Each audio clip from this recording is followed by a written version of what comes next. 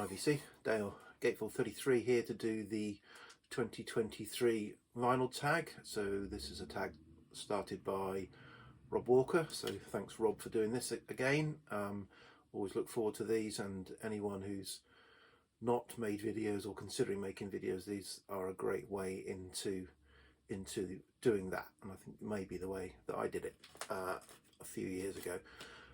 So so Rob's asked 20 questions, and I've got the questions in front of me. I'm hoping I've got the records and in the right order to answer the questions, otherwise I'll be reshooting this.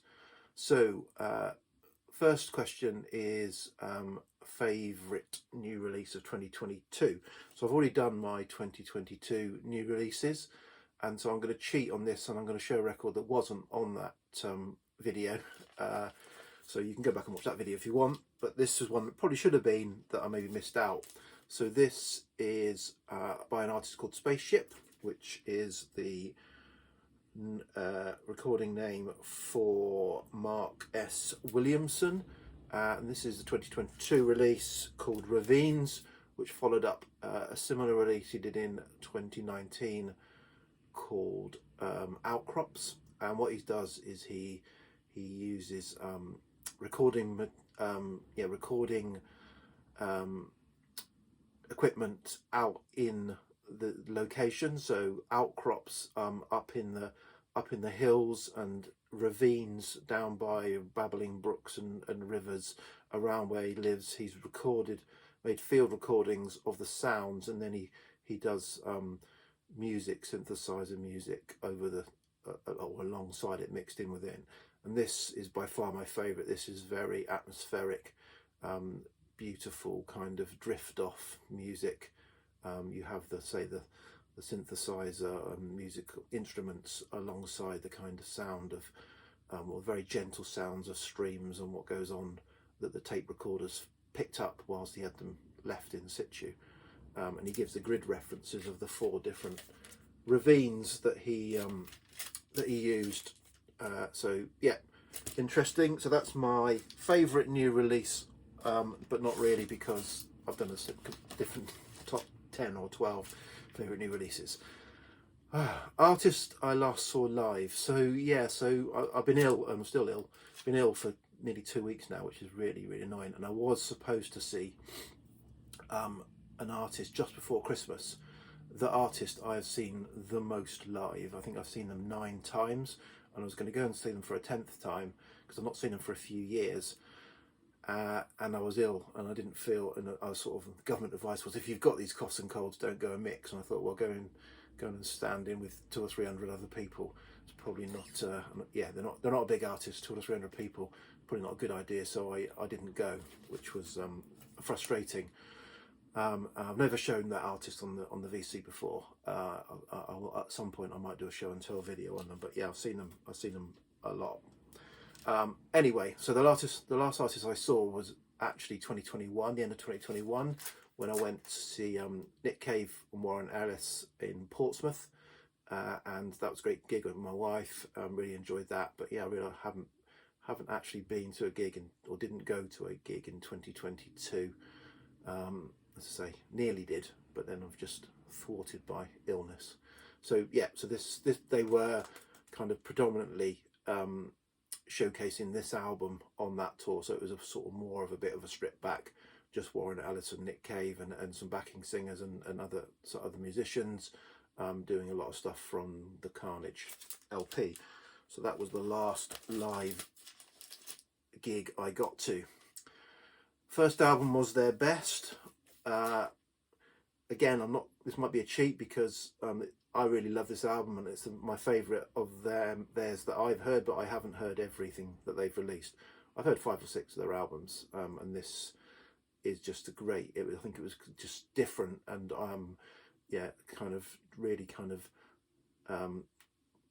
made its mark when it was released, and really great album. So Moon Safari by Air from, is it 98, something like that, I'm guessing. 1998.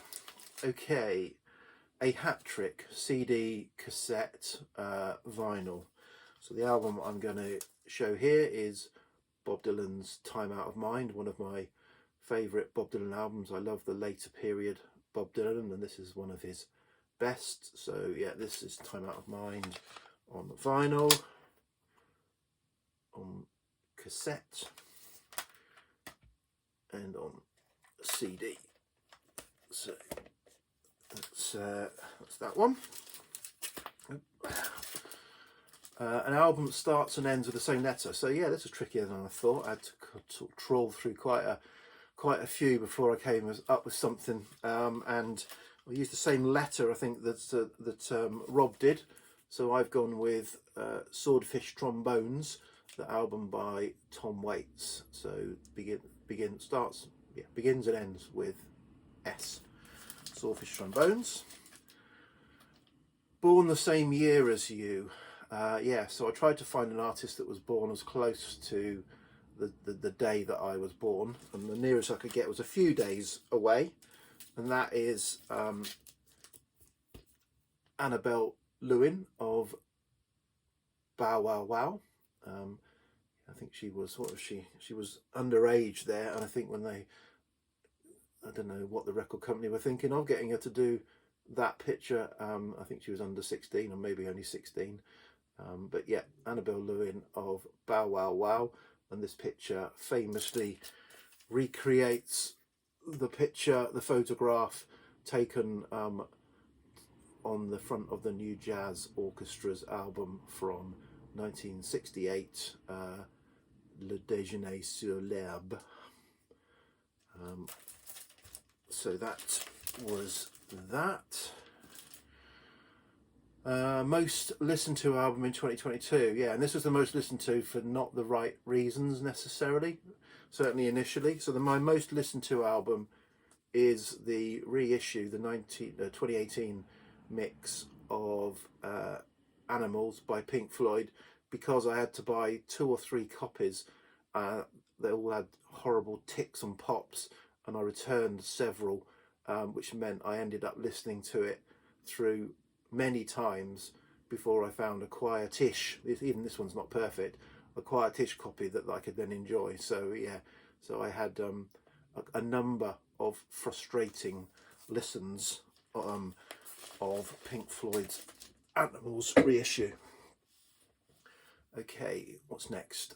Most listened to artist. So back towards the beginning of 2022, as part of my Lost in the Collection, I revisited an album by this artist, and said at the time that I hadn't bought their box sets because I had a couple of the 5 that were in a box set, but then in revisiting that album I realised that I only had half of an album because my other half of the reissue I had didn't have the right tracks on it. So that meant actually I only had 1.5 of a 5, and for some reason that extra half justified buying the box sets for me. So I did buy the box sets back in of Popol Vuh's box sets 1 and 2. They weren't too expensive at the time for some reason on Amazon. I think they're about £50-60 each, to a 5 album and a 4 album box set. So I've had to listen to those records a couple of times over the years, so hence in catching up, Popol Vuh is my most listened to artist in 2022, almost inadvertently. And I'll get my next pile of records. An Australian artist. Well, I thought Rob would have shown this artist, as I think it's one that he's showcased a lot over the years. So as he didn't show them, I thought I would show them. And this is King Gizzard and the Lizard Wizard. So I've got several albums by King Gizzard.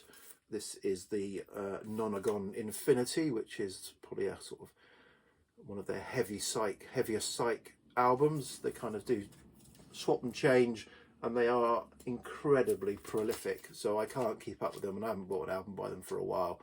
But yeah, so the sort of, I don't know, 4 or 5 albums I've got by them I do enjoy. But yeah, King Gizzard and the Lizard Wizard is my Australian artist. Surprising purchase. Okay, so this, I have shown this So this was kind of like chucked in with a box of records that I bought, because it was better to buy them as a job lot than the individual records that I actually wanted. And I gave it a spin, and I've really struggled with the debut album by this artist. Wanted to like it more than I actually do. But this album, their third album, I think, I really enjoyed. The Pretenders' Learning to Crawl is one of the highlights of discoveries. Say I wouldn't have probably bought it if I'd been flicking through and it had been a couple of quid. I probably would have left it, but as it was kind of there anyway, I gave it a listen and really enjoyed it. And I have actually also picked up, again, kind of a car boot sale, their second album, which I quite enjoy as well, even though I've had that before and got rid of it by not enjoying it. So I'm obviously turning myself on to the Pretenders this year. Still can't love their debut album for some reason. Artist you are complete on. So this is an album that didn't quite make my end of year list of best albums of 2022, but I am complete with all the studio albums by this artist, and that is Goat. Sorry for that rather graphic picture. Goat, Swedish kind of psych artist, surrounded in mystery, playing masks, live on a commune, that's allegedly, and all that kind of stuff. But yeah, this is their album Oh Death from 2022, and yeah, it's a pretty good album. Particularly second side is really strong. First side is a little bit weird, but yeah, good album, but not quite. Wasn't quite in my top 10 for the year. Where are we? So great run of 3 albums, and I'm going to pick a recent set of 3 albums, and again I'm showcasing an album that was released in 2022 that didn't quite make my list, and I'm showing albums from the Castles in Space label that I have shown or I've followed and bought loads last year. So going back there, they've done 3 albums by this artist. The artist is called the Warrington Runcorn Newtown Development Plan. Catchy name for an artist. This is their sort of the first album in the 3. The Interim Report March 1979 is the name of the album, and this is a mix of field recordings, a round of kind of words spoken as if they were in a kind of development committee about the new towns that get sprung up in the UK and trying to encourage, I guess at the time, levelling up, moving to the north and developing in the north. And it kind of says here a bit of spiel. Again, I think this is all kind of fictional, but kind of fictional but close to reality, if that makes sense. The Warrington Runcorn Development Committee commissioned this music in early 1979 as the soundtrack to a short film called Gateway to the North, Gateway to the Future. The film publicised the work of the committee in providing a thriving cultural life for the residents of the new estates of Warrington and Runcorn. Excerpts were shown later that year on BBC's Nationwide, which was a sort of documentary magazine programme. So this is probably my favourite of the 3 I'm going to show. But then they followed this up with People and Industry, and then last year's District Roads Open Space by the Warrington Runcorn New Town Development Plan. Great concept, great artists, 3 great albums. 80s soundtrack. Okay, now this is framed. So I've got 9 of these frames on my wall over there, and I've just recently changed the theme to soundtracks. So there's 9 soundtracks on my wall over there, but one of them is the soundtrack to Pretty in Pink, and yeah, the sort of 80s John Hughes film, Molly Ringwald, and yeah, I enjoyed the John Hughes films. I was perhaps a little bit old for them. I was not the teenager at the time, and my only music purchase for Christmas, I only got a couple of things for Christmas anyway, but my only music purchase for Christmas was to buy the CD book set of life moves pretty fast. The John Hughes mixtapes. So this is mixes of tracks used in the John Hughes films. So John Hughes films: National Lampoon's Vacation, 16 Candles, Breakfast Club, Weird Science, Pretty in Pink, Ferris Bueller's Day Off, Some Kind of Wonderful, Planes, Trains and Automobiles, She's Having a Baby, The Great Outdoors, and Uncle Buck. So yeah, a little bit of pop, syrupy pop. So what has he got? Okay, we lost them in 2022. So for that, I am going to showcase Vangelis. So this is the End of the World album from the 60s album by Aphrodite's Child, which featured their Vangelis Papathanasiou and Demis Roussos. Demis Roussos is one of my guilty pleasure. I love his voice. But yeah, Aphrodite's Child, End of the World, and yeah, Vangelis sadly died in 2022. Okay, disappointing purchase in 2022. So vinyl wise, I don't think I really had many. CD wise, I buy an awful lot, so I just showcase that John Hughes. I buy an awful lot of CD comps, the 3 CD clamshell boxes and other things. And one that I pre-ordered and was a bit disappointed with was this one, David Hepworth, Deep 70s, underrated cuts from a misunderstood decade. So that really piqued my interest. But I must admit, the songs that he's chosen don't quite sort of sit with me. So there isn't much in here that, and you know, I'm familiar with a lot of the artists, unfamiliar with some, and it's just not quite my bag. So he's themed the 4 CDs: Young Americans, Beer Drinkers and Hell Raisers, Blue Boar Blues, and The Monstrous Regiment. And yeah, so I'm still, I've been through it once, and yeah, it's say it wasn't as great as perhaps I'd anticipated when I pre-ordered it, which might have been the reason why it slightly disappointed me. Still a lot in there that I wasn't familiar with and have learned about, which is kind of why I buy these compilation CDs so much, is to find new stuff. Okay, a non-vinyl purchase. So I only bought 2 box sets in sort of 2 big box sets in 2022.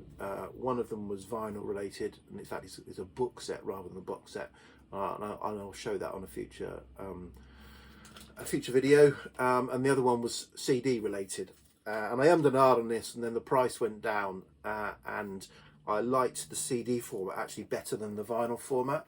So, and I'm talking about the Blondie Against the Odds box, because actually the book in this is bigger than it is in the vinyl box set, sort of strangely, and so it's got some fantastic pictures of Blondie and Debbie Harry, and also because I've got the vinyl records originals, and I don't really have.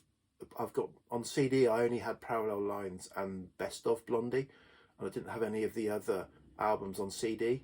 So it made sense to me to buy the CD box rather than the vinyl box, because I didn't need the vinyl records, and actually I could have done with having them digitally. So that was my reasoning for that. Okay, you found a grail. So yeah, I do think I did use the word grail in a video this year, maybe once, if not twice, and I don't really use it. I don't really think I found a grail this year. I found a lot of interesting stuff, and I bought a lot of interesting stuff. So the nearest to a grail that I think I found is this album that it's not really a grail because it was fairly easy to get hold of, and it's a reissue. It's not an original, but there's a reason behind that, and that is Spirit in the Dark, Aretha Franklin. So I bought the Vinyl Me Please reissue, mono reissue, but that's because kind of doing a bit of research. So I've been after an original of this for quite a few years. It's been on my wish list. I've looked for it at record fairs, never found a copy of it, a UK press. And then I kind of doing some research into this. Sorry, it's got a foil cover on it. This mono reissue. I understood that the mix of the stereo original version wasn't a very good mix, you know, according to comments on different forums and stuff. And actually, this mono mix was about as good as you might get. Now, whether that's true or not, I don't know. But it kind of caused me to finally pull the trigger. So I had to pay a little bit more because this had to be imported. I didn't import it, but I bought it from obviously someone who'd imported it. So obviously you pay a bit extra because they had to probably pay a lot of shipping. So yeah, so I bought that, but it sounds really good. And it's, you know, it was a gap in my 70s Aretha collection, and I'm glad to have it. So it's kind of a Grail. Where are we? Space themed album. So this, again, I'm showcasing the Castles in Space label and some of the records I never showed in 2022. So this is by the British Stereo Collective and Tomorrow the Stars. So this is a themed mocked up of some kind of space soundtrack. So it's got, you know, overture, main titles, atmospheres, reconnaissance, diagnostic, death on the launch pad, celestial dawn, first encounter, go for launch, forbidden planet. So it's all kind of, say, it's an imagined soundtrack, spacey, synthy stuff. Really good album. Could have featured in my end of year list if I'd decided to put it in. Tomorrow the Stars by the British Stereo Collective. Okay, VCLT. Yeah, so I've always avoided and not really been turned on at all by VCLT and the concept of VCLT. And the few occasions I've had the opportunity to participate, I've kind of politely declined. And I got a comment on a video a month or two ago, and saying, "Oh, I've got a record if you're interested. Sort of give me your details." And I was going to politely decline, but I gave the record a listen, and it sounded really interesting. It was an artist I've not heard of, and it wasn't available. So I thought, okay, I'll relent as long as I can reciprocate. So I have sent something back in return. But yeah, so this was an album I've got just before Christmas, from Pete, Sounds from the West Coast. So this is Nunroid Works is the name of the sort of mini LP by Craven Faults, which I'd never heard of, but they're right up my alley of that synth, moody hauntology type, and this is part of a trilogy of, I guess, mini LPs, and I'm gonna certainly maybe seek out the others, or at least certainly buy the digital downloads of them. So yeah, thanks Pete for this. Really enjoying this. My first and only venture into the VCLT world, I think. And then finally an album from 1973. So this album, although this pressing is not, this is the first UK press of Can's Future Days, probably my favourite record by Can. This is actually a 74 because that's when it came out in 73. So it was a 73 album released in Germany in 73, but wasn't released until 74. But this is a first press, really lovely copy that I picked up a few years ago of Can's Future Days. So I thought I would show that. So there you go, 24 minutes. Sorry about that. I think I've answered everything. So yeah, thanks again, Rob, for doing this, and Happy New Year, everybody. Cheers, DC. Bye.